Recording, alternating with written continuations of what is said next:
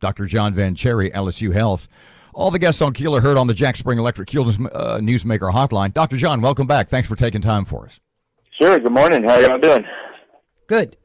Vax is available beginning today for children between the ages of 5 and 11 here in the Shreveport area. Tell us about the program, what folks need to do. So, vaccine did get approved last week, and actually a lot of pediatricians in the community have already been vaccinating kids in their clinics. We're ready today at our Linwood Avenue site, 2627 Linwood Avenue, for kids to come and get vaccinated. Parent does have to be present, and they can pre-register like they have before through our website at lsuhs.edu, and we are ready. Is this a public relations uphill battle for you guys? Are you getting a lot more blowback on a kid's vaccine than you ever did on the adult vaccine, no matter the form? And or is that even your problem? Well, actually, there are lots and lots of parents who are very anxious to get their kids vaccinated. So there's not been any PR issue here. Of course, there are some parents who say, never, I'm not going to get my kid vaccinated, and that's always the case. But we know that the 12 and older age group is over 32%, 33% vaccinated now in Northwest Louisiana, and we expect that pretty soon, within a few weeks, we'll have about the same proportion of younger kids vaccinated. We'll be also working with the Department of Health and contract teams from different organizations to get vaccines available in the schools so that parents don't have to take off work and kids don't have to miss school to get vaccinated. This is Pfizer, right? Is this a 2-dose? That's right. Pfizer 2-dose regimen, 3 weeks apart, and the pediatric dose for 5 to 11-year-olds is 1/3 of the adult dose. The effectiveness data came in at almost 91% effective at preventing symptomatic disease, so very high effectiveness. And the safety profile looked very good. Kids had fewer side effects than adults did, and sore arm being the most common. What should you watch out for after the kid gets the dose? What are things to look out for?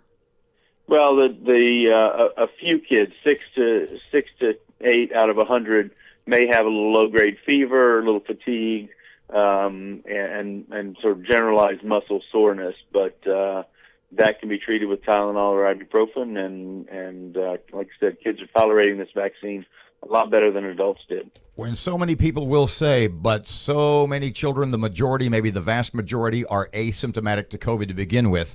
A, in your mind, is that true? And B, if it is the case, why would they need to be vaxxed? Well, it is true that a higher proportion of kids are asymptomatic than adults. That's actually an important reason to get vaccinated, because kids have, especially with this Delta variant, the surge we dealt with this summer, kids have emerged to account for 1/3 or 25%, a fourth to a third of the new infections, and they're good transmitters of COVID with the Delta variant. And so the part of ending the pandemic phase of this virus is getting kids vaccinated. That will help us control the virus much better in the communities. Do you anticipate that the demographic subsets that have been reticent to be vaccinated to this point, whoever they may be, will remain reticent to be vaccinated? I expect that, yes, the adults who have chosen not to be vaccinated up to this point in time likely will not change their mind soon. Some have, though. Many have, in fact, and we have been doing many first doses of vaccine over the past several weeks, in fact, at our site on Linwood. So sometimes 100 a day of first doses, which is fantastic. It means people are changing their mind. They understand that their reason for hesitancy, typically the most common reason, is it's new and I want to wait till we know about side effects and things. So we're 15 months now of using this vaccine, starting with the clinical trials in adults, and adults have the prerogative to change their mind, and that's good. Dr. Vanchiere, we all know someone who's been a breakthrough case, who's had the vaccine and then gotten COVID. Do we have any evidence yet about children who have had the vaccine and then get COVID? Is that a concern?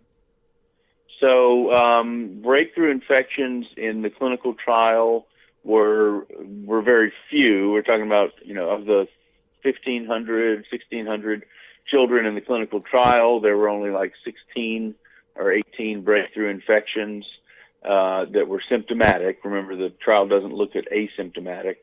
And those infections, actually, I take that back. That was in the placebo group. In the true breakthrough infections, kids who got COVID after getting vaccine, there were only 3 in the clinical trial.